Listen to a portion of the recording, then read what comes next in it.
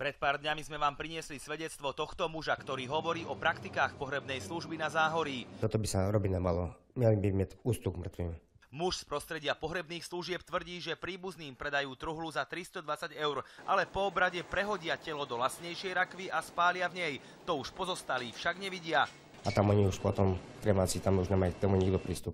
Ako dôkaz nám poskytol aj toto video. Nebohý je uložený v truhle za niekoľko desiatok eur, no podľa priloženej popisky má ležať v rakve za 320 €. Náš zdroj tvrdí, že pohrebáci dokážu jednu rakvu predať aj 8 krát, no v skutočnosti im stále stojí na sklade. Ak by jednu rakvu naozaj predali za 320 € 8 krát, získali by 2560 €. Ak telá spaľujú vlastnej truhle, čistý zisk z tohto obchodu by mohol dosiahnuť takmer 2000 €. Majiteľ pohrebnej služby sa k prípadu odmietol vyjadriť, no už čoskoro sa bude musieť.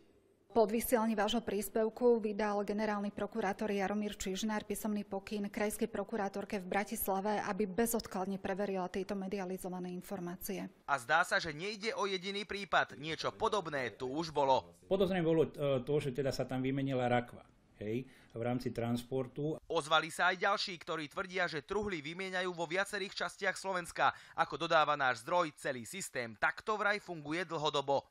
Roky. Ján Maloch, televízia Markíza.